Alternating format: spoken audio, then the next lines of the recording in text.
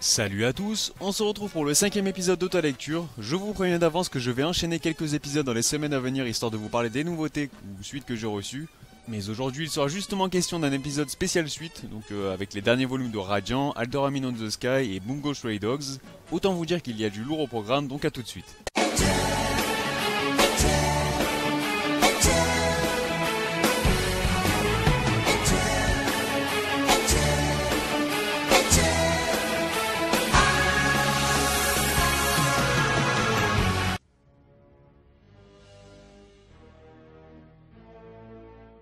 Donc tout d'abord et comme d'habitude, je tiens à remercier les éditions Ankama et les éditions Ototo pour m'avoir envoyé ces suites. On parlera donc dans un premier temps de Bungo Stray Dogs, je vous avais déjà donné mon avis concernant les 3 premiers volumes et cette fois-ci on poussera jusqu'au 8ème.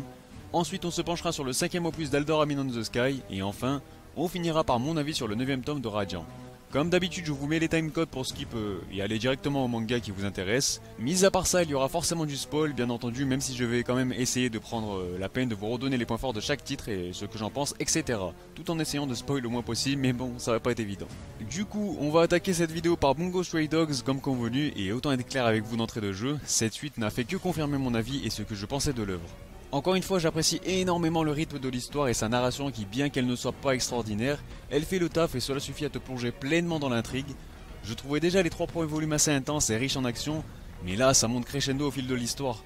Les combats sont toujours plus explosifs, plus vifs, plus intenses et plus tranchants. Il y a constamment cette petite vibe, cette petite hype qui te fait kiffer chaque affrontement et justement, j'adore la tournure qu'a pris l'intrigue. Si on était déjà sur un conflit opposant la mafia portuaire à l'agence des détectives, là on nous a rajouté la présence d'une autre organisation, une autre entité qui a également ses propres ambitions. De ce fait on se retrouve avec 3 organisations qui se mettent toutes sur la gueule et pour un territoire. Impossible de trouver une entente, impossible de céder du terrain, impossible de laisser les autres agir à leur guise. On a donc droit à une véritable mêlée générale où les enjeux sont cruciaux. Et encore, ce qui rend les choses d'autant plus intéressantes, c'est que chaque partie ou presque se doit d'agir avec prudence, intelligence et ruse. Car même si de possibles alliances peuvent être un facteur à prendre en compte afin de pouvoir se consacrer sur un ennemi à la fois pour mieux le terrasser, qui dit alliance dit aussi trahison forcément. A partir de là j'ai trouvé vraiment passionnant le fait de voir quelle position allait prendre chacun des fronts, qui va opter pour une alliance tout en prenant le risque d'encourir à une trahison et ainsi creuser sa propre tombe, qui va plutôt opter pour le chacun pour sa gueule, etc. Tout cela vient rajouter de la tension et une atmosphère assez lourde dans cette ville. Autre point que je voulais aborder, je vous avais dit que j'aimais bien quelques personnages mais que je trouvais certains un peu trop en retrait. Bon, je regrette que ces derniers n'ont toujours pas été mis en avant et connu un développement digne de ce nom, mais bon, pour certains après je parle. Et pour vous donner un exemple, j'en entends bien plus d'Akiko Yosano. Je trouve cela dommage qu'elle soit reléguée au rôle de médecin, mais puisqu'il s'agit d'une fille voilà, qui a du caractère et sa propre personnalité, il serait intéressant de creuser un peu plus en profondeur ce personnage à mon sens. En revanche, d'autres personnages comme le boss de l'agence des détectives ou encore Osamu Dazai, mon personnage préféré, ont été mis en avant et ça c'est cool. Bon, concernant Osamu, il avait déjà été mis en lumière dans les 3 premiers volumes, mais là on a eu droit à quelques sous-intrigues via leurs flashbacks et voilà qui leur ont apporté un peu plus d'épaisseur et de coffre. Je sais pas vous mais je trouve que les flashbacks sont très souvent nécessaires mais surtout efficaces au développement d'un personnage, car c'est toujours mieux de prendre connaissance du vécu du personnage en question, histoire de savoir quelle épreuve il a surmonté pour devenir ce qu'il est et tel que l'on connaît nous au départ en tant que lecteur. Par exemple, Eiichiro Oda excelle dans cet art avec One Piece, même si lui il rajoute souvent du drame dans ses flashbacks, histoire de... Voilà, c'est ce qui permet d'accentuer notre attachement avec le personnage concerné. D'un autre côté, on a Atsushi, le personnage principal qui continue de s'affirmer au sein de l'agence tout en se rendant toujours plus utile et en menant à bien les différentes missions qui lui ont été confiées. C'est justement lui qui vient nuire à la guilde, cette fameuse 3ème et nouvelle instance étrangère qui a pour but de détruire la ville de Yokohama. Comme je vous l'ai dit, c'est vraiment un beau bordel. L'agence des détectives armés autant que la mafia portuaire prennent toutes les 2 conscience que venir à bout de la guilde va vite devenir une priorité pour eux s'ils veulent protéger leur territoire. Mais encore une fois on revient toujours sur les enjeux et les conséquences derrière les éventuelles alliances bien plus qu'épineuses. Bref, en tout cas encore une fois je vous recommande la lecture de Bungo Stray Dogs qui, bien que manquant un peu d'originalité dans l'ensemble, il s'agit quand même d'une série très captivante, très sympa et qui a sa propre identité tout de même. Ça aussi c'est un facteur essentiel à mes yeux. Les pouvoirs sont toujours aussi recherchés, toujours aussi bien trouvés, toujours aussi originaux et c'est justement de ce point que vient la petite touche originale à la série. On n'a pas le temps de s'ennuyer, c'est très rythmé, il y a de l'action et des thèmes très passionnants qui sont abordés comme l'exclusion, la mafia et bien d'autres. Des personnages qui, comme je l'ai dit, bien que je n'ai pas encore eu l'occasion de les voir tous briller pour le moment, et je reste encore une fois persuadé qu'ils n'ont pas tous fini dans cette agence de détective par hasard, chacun a une part de mystère et on a envie d'en apprendre un peu plus sur chacun d'eux. Voilà, ça c'est le speech que je vous avais dit la dernière fois. Les antagonistes sont bien cool aussi, même si les concernant j'en entends un poil plus, enfin j'en attends. C'est plutôt qu'on va en voir plus justement dans le 9ème tome, parce que voilà, ça ne serait trop tardé vu la fin du tome 8 qui finit vraiment avec un cliffhanger assez terrible. On passe maintenant à mon avis concernant le tome 5 d'Alderaan on the Sky. Il s'agit vraiment d'un manga que je vous recommande bien entendu, sinon je n'aurais pas demandé à ce qu'on m'envoie la suite.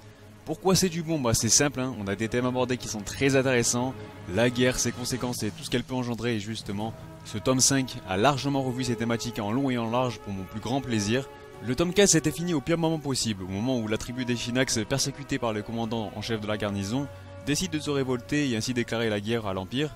Je vous dis pas le cliffhanger de malade, et voilà, cet opus est donc dans cette continuité, et franchement on a eu droit à tout ce que j'attendais. Rappelez-vous, je vous avais dit que je ne sentais pas vraiment les protagonistes en grand danger. J'avais pas ressenti toute la dangerosité que pouvait engendrer la violence d'une bataille, et bien là je peux vous dire que j'ai vibré. Non pas de phase de guerre simulée pour l'entraînement, non là c'est une véritable guerre où la violence est constante, le sang gicle dans tous les sens, il y a des pertes, des blessés, de l'émotion et j'en passe. Toujours fidèle à ce qui faisait le charme de la série, les stratégies ont encore une fois été bien utilisées et pour le coup ça me rappelle un bon Kingdom dans le sens où les guerres de bourrin ne suffisent pas, il te faut aussi un bon petit côté stratégique pour crédibiliser l'univers de la guerre. Tu peux pas te permettre de foncer dans le tas sans réfléchir, il faut aussi un chef d'orchestre qui va venir dicter les consignes en espérant en tirer le meilleur de ses hommes. Ça passe forcément par une bonne prise de position, de ce fait l'enjeu de la hauteur devient crucial puisqu'il est toujours plus efficace de viser les ennemis d'en haut. Forcément il y a plus de chances de viser leur tête et donc de leur faire beaucoup plus de dégâts, voire même en finir en une balle quoi. Donc voilà, à ce niveau là c'était encore une fois très captivant, très intense et j'ai même pas vu le tome passer tellement j'étais pris dans ma lecture et dans cette fameuse guerre.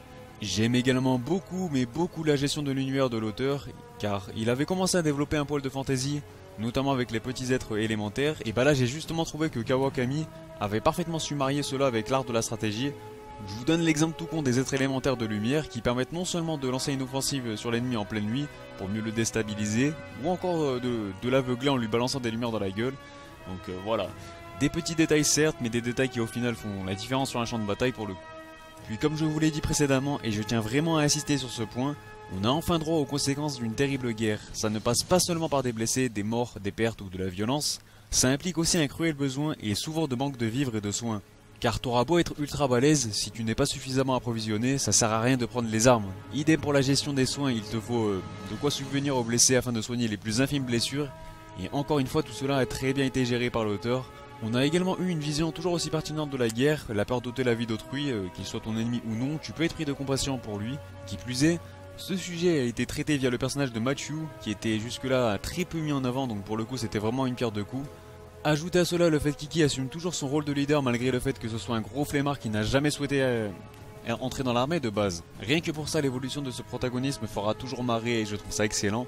Concernant les dessins, c'est toujours du très bon, j'aime toujours autant le style de Kawakami, à la fois propre et épuré, mais efficace. Enfin bref, pour conclure, ce tome 5 a largement répondu à mes attentes et j'ai kiffé, donc j'attends impatiemment le 6ème. On arrive enfin à Radiant et son 9ème tome. J'ai d'ailleurs reçu un dossier de presse avec plein d'informations importantes sur la série de la part des éditions Ankama. Je vais dans un premier temps commencer par vous partager tout ça. Tout d'abord, pour ceux qui vivent au fin fond d'une grotte en Estonie, il se peut que cette news vous ait échappé, donc on sait jamais. Sachez qu'un anime de Radiant est prévu pour octobre 2018. Ce dernier sera réalisé par des japonais, plus précisément par le studio Lerche, et sera diffusé sur NHK. Il comportera 21 épisodes de 24 minutes. Vous pourrez retrouver un trailer fort prometteur dans la description. Mis à part ça, Radiant est un manga français qui s'est déjà écoulé à plus de 200 000 exemplaires en 9 tomes. Le 10ème n'aura donc droit à une version collector et sortira le 24 août prochain. Le 11ème opus est quant à lui attendu pour début décembre. Le manga est aussi publié dans 6 langues différentes, donc si vous vous doutez de son succès ou même de sa qualité, allez-y aveuglément, c'est du lourd. Voilà, ça c'était les infos essentielles, il y a beaucoup plus d'infos mais je pourrais carrément consacrer une vidéo entière à ce dossier de presse tant il fourmille d'informations et d'anecdotes, mais bon, on n'est pas là pour ça. En revanche, je vous garantis qu'il me servira pour vous pondre une vidéo dédiée à Tony Valent à l'avenir. J'ai dit à l'avenir, j'ai pas dit tout de suite. On va donc pouvoir passer à ma petite revue du tome 9 et là j'en ai tellement pris plein la gueule que putain c'était tellement kiffant. À chaque tome je me dis la même chose, c'est le meilleur de la série. À chaque fois j'ai l'impression que Tony Valent arrive à passer un cap et à chaque putain de tome, bah voilà, c'est un truc de fou. Mais bon, s'il y a bien une chose que j'ai retenue dans ce tome, c'est bien le cas de Doc. Car souvenez-vous, dans mon note à break sur Radiant, je vous avais fait part de mon seul petit bémol concernant cette œuvre, donc en l'occurrence le cruel manque de développement du personnage de Doc, qui était assez relégué au rôle du pitre, le perso a certes sympathique, mais qui semble condamné à rester en arrière-plan pour amuser la galerie avec 2-3 vannes de temps en temps. Pour ma part, j'en ai toujours attendu bien plus de lui, et pour le coup, ce 9ème volume a parfaitement répondu à mes attentes à ce niveau-là. L'auteur a su développer Doc sur les points que j'attendais, à savoir une plus grande utilité pour ses amis lors des combats, trouver quelque chose pour qu'il ne soit pas vulnérable au premier faible sbire venu, etc. Voilà, tout en gardant ses traits de caractère humoristiques qui faisaient tout de même tout le charme du personnage. Donc forcément j'ai adoré l'idée de l'armure et des pierres de mémoire qui veulent chacune prendre le contrôle. Voilà, j'ai trouvé ça à la fois marrant et classe, donc à ce niveau là ça m'a bien fait kiffer. Après forcément et décidément tous les mangas se donnent le mot dans cette vidéo. On est en pleine phase de bataille, donc encore une fois on a tout ce qui s'ensuit, de l'intensité, de l'action, mais surtout un excellent rythme, une énième preuve que Tony Valent gère son histoire à la perfection. On n'a ni le temps de s'ennuyer, on ne se lasse pas, chaque personnage a sa part de lumière, que ce soit Seth qui fait face à Santori, Meli qui assure toujours plus, Oshako qui est encore et toujours assez touchante, Mabote Boadicé qui fait encore preuve d'une détermination à toute épreuve pour assurer la protection de son peuple, ou encore Dragunov dont le cas reste constamment ambigu. Ce que j'aime chez lui c'est qu'on ne sait jamais sur quel pied danser, car d'un côté, bien qu'il soit dans le camp des thaumaturges, on sent qu'il n'a pas d'idée arrêtée et qu'il reste malgré tout ouvert aux affectés, et d'un autre côté, il y a le type qui doit quand même assurer ses fonctions de thaumaturge, du coup ça va souvent à l'encontre de ses idéaux peut-être, enfin éventuellement on va dire. Son développement en devient donc vachement intéressant et je pense que son évolution le sera tout autant. Bref, c'est clairement le meilleur tome de la série à mes yeux. C'est non seulement un bon concentré parfaitement maîtrisé de tout ce que j'aime dans Radiant, avec du combat, de l'action, de la tension, des émotions, des personnages qui évoluent constamment, sans qu'aucun ne soit mis de côté, c'est ça le pire. Un coup de crayon divin de Valent, bref, c'est l'excellence du Neketsu et se dire que c'est français, ça me laisse une petite couche de hype supplémentaire, je sais pas vous. Que dire de plus si ce n'est que la fin...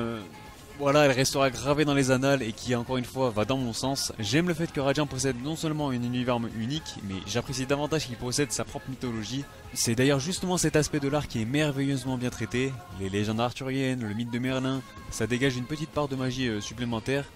Bon, j'ai pas envie de vous spoiler plus que ça, mais même si je me doutais de l'identité de Merlin, j'ai quand même été vachement surpris, mais je vous dis pas. Ajoutez à cela ce qui semble être du drame et donc de nouveaux développements intéressants concernant certains personnages comme Seth et bien d'autres, on peut dire que le tome 10 nous réserve beaucoup de promesses. Au passage, je vous annonce rapidement que Utip ont enfin validé mon compte. Vous pouvez désormais soutenir la chaîne gratuitement sur Utip en regardant des courtes pubs. Pas besoin de faire des dons, à part si vous avez vraiment la flemme et je vous le conseille pas. Je ferai sûrement une vidéo explicative dans les prochains jours pour parler de tout ça et du futur de la chaîne. Cela me servira principalement pour acheter un nouveau micro pour commencer car c'est vraiment la priorité. En contrepartie, cela me fera éventuellement aussi un petit budget pour vous faire plus de concours sur Twitter, histoire de vous faire gagner un peu plus de mangas, voilà, des tomes, et pourquoi pas des figurines si ça marche bien. En tout cas, merci d'avance à ceux qui joueront le jeu. Sur ce, la vidéo est dès à présent terminée. J'attends vos avis sur les derniers tomes des titres concernés dans les commentaires pour qu'on en parle un peu plus ouvertement ensemble. On va reprendre un rythme un peu plus soutenu de vidéos, donc préparez-vous à voir d'autres vidéos critiques à apparaître dans les prochaines semaines. En tout cas, merci encore pour votre soutien, je suis ultra motivé en ce moment, donc j'espère que les vidéos à venir vous plairont. Bref, voilà. Et sur ce, moi je vous dis, on se reverra.